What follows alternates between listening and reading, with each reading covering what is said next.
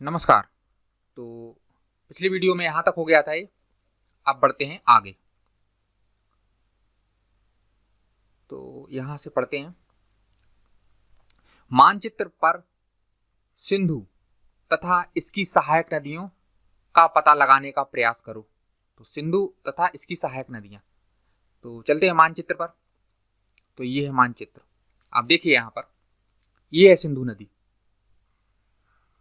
ठीक है, ये सिंधु नदी निकलती है चीन से। ठीक है, और सिंधु नदी का तो ये हो गया। इसकी सहायक नदियां, तो इसकी सहायक नदियां क्या है? एक तो नदी ये हो गई झेलम नदी, चेनाब नदी, रावी नदी, सतलुज नदी और ब्यास नदी। तो ये 5 नदियां हैं सिंधु नदी की सहायक नदियां। देखिए यहां पर मानचित्र पर सिंधु तथा इसकी सहायक नदियों का पता लगाने का प्रयास करो। ठीक है, तो पता लगा लिया।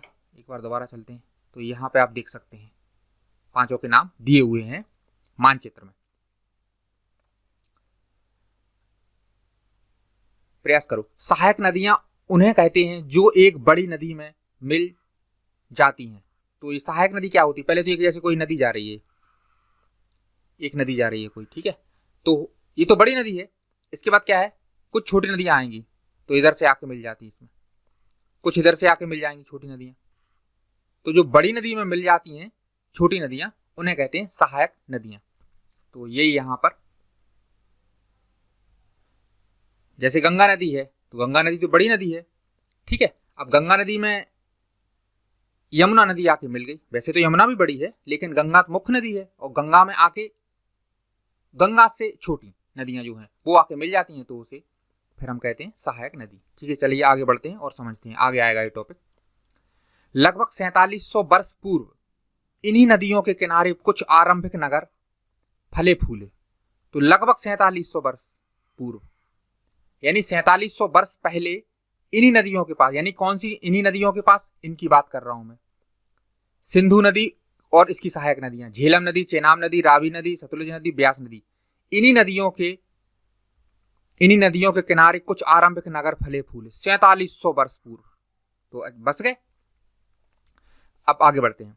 गंगा व इसकी सहायक नदियों के किनारे तथा समुद्र तटवर्ती इलाकों में नगरों का विकास लगभग 2500 वर्ष पूर्व हुआ। तो यहां समझने का प्रयास कीजिए कि जो यहां पर लोग रहे हैं, तो यहां समझने का प्रयास ये है कि जो सिंधु नदी और सिंधु नदी की जो सहायक 5 नदी हैं, उन पे 4700 वर्ष पूर्व से आरंभिक नगर फले फूले यानी बस गए। और इसके बाद क्या? गंगा और इसकी सहायक नदियां। तो यहां पर देख सकते हैं आप गंगा और सहायक नदियां। देखिए ध्यान से, देखिए ये है गंगा नदी, ये गंगा है, यानी यहां से निकल रही है। ठीक है, और गंगा की सहायक नदियों में देखिए यहाँ पे गंगा ये आगे जा रही है और गंगा में ये यमुना नदी आके मिल गई, फिर सोन नदी आके मिल गई यहाँ पर। तो ये सहायक नदियां हो गई। यमुना और सोन सहायक नदी हैं किसकी? गंगा नदी की। ठीक है, तो यही बता रहे हैं यहाँ पे कि ये 5 नदियां सिंधु और इसकी सहायक 5 नदियां जो हैं, उनमें तो 4700 वर्ष, ये थोड़ा इंपॉर्टेंट है, प्रश्न बन सकता है यहाँ से। ठीक है, 4700 वर्ष पूर्व से रह रहे, और गंगा और इसकी सहायक नदियों के किनारे तथा समुद्र तटवर्ती इलाकों में नगरों का विकास 2500 वर्ष पूर्व हुआ। ठीक है, आगे बढ़ते हैं। गंगा तथा इसकी सहायक नदी सोन का पता लगाओ। तो देखिए चलते हैं नक्शे में। तो आप देख सकते हैं गंगा नदी ये है और ये यहां से सोन चली जा रही, देखिए, और यहां आके मिल जाती है। और ये यहां से गंगा चली आ रही थी। गंगा कहां से आ रही है? देखिए ये आ रही, ध्यान से समझिए, ये आ रही है, और गंगा में जाके सोन यहां पे इस बिंदु पर आके मिल जाती है। और पटना है शहर जो है, ये पटना है, पटना में आके सोन नदी गंगा नदी से मिल जाती है। आगे बढ़ते हैं।